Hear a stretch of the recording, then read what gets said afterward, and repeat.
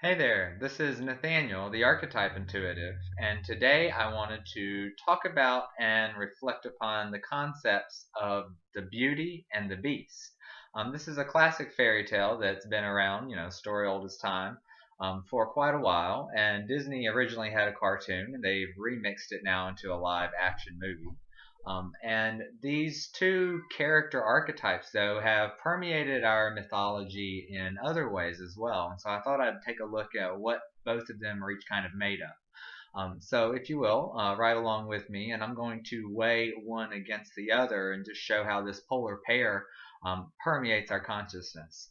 So, you have the idea of Belle, this beautiful Belle, the beauty, and it's contrasted with this fellow that's the beast. He's like this monster, but he's this kind of um, gruff, beastly of man compared to this beautiful, refined woman. And so, one of the first differences I see with beauty and the beast is this idea of something that is refined and well put together, and then something that is really primal. This beastly figure has this connotation of being raw.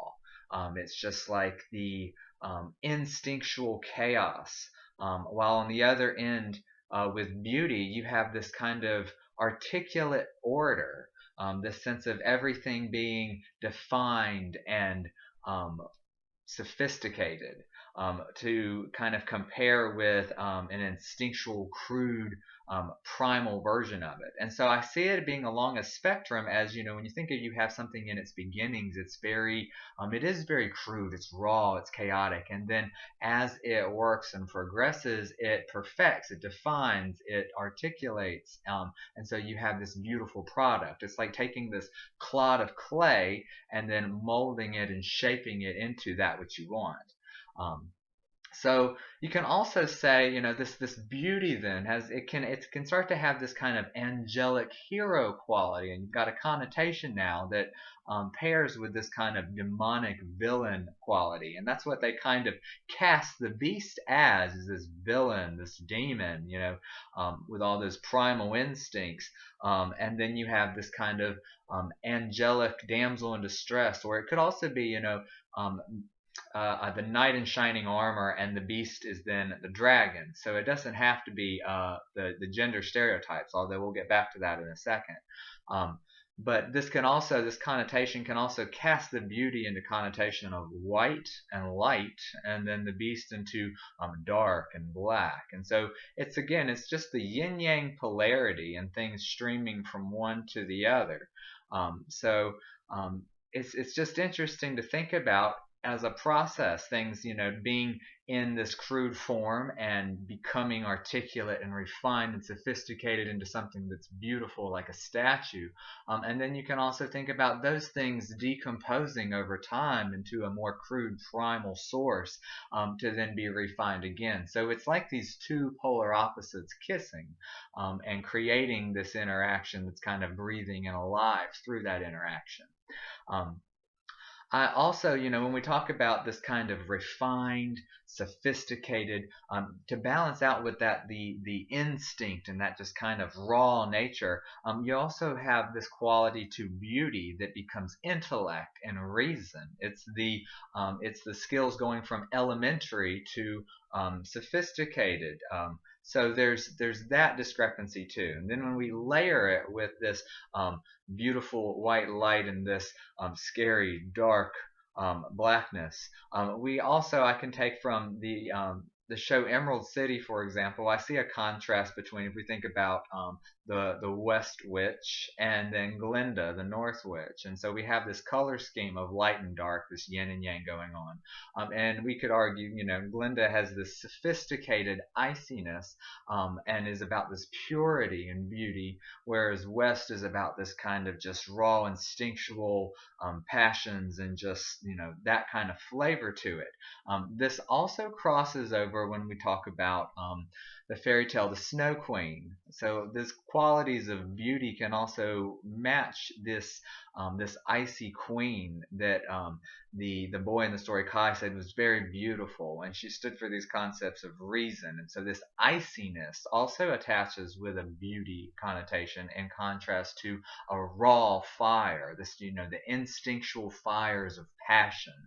So again, you've got this articulate, refined, it's almost angelic, it's out of this world, it's beautiful beyond belief, and then this raw, dirty, in the mud, in the mix, in the filth of all that is, like in the mud. So the spectrum again between those two, showing up in the Snow Queen, having that icy, refined articulation, and then Gerda with the color red standing for the love, the beating of the blood, the warmth, the fire. So Beauty and the Beast, it changes forms in different tales, but it's still this two playing with one another. One other place that I want to talk about is the story of Persephone and Hades from Greek mythology, because this Hades figure, this underworld, dark, foreboding figure, kidnaps the daughter of Demeter, the Earth Mother, this life in a lush abundance, and the daughter is kidnapped to stay with him as his wife, and he forces her to love him, so to speak. So very similarly to the theme of Beauty and the Beast, where the Beast takes Belle and forces her to be at his castle with him and such. And so that concept is very very translatable between the two. And that also opens the door to the mythological realm and astrology and planetary symbolism, where that underworld Hades figure is attached to Scorpio, in direct balance with Taurus. And then I'm also going to look at Aries related to Libra, because both of them are essentially Venus and Mars. And so Venus represents the quality of beauty, and this harmony and this angelic figure, and then Mars is that raw, fiery, instinctual, beastly, manly passion. And so that Beauty and the Beast story, then told with Taurus and Scorpio, you have this beauty of Taurus and the lushness and aliveness of life, counteracted with the darkness, the depth, the raw desire of Scorpio.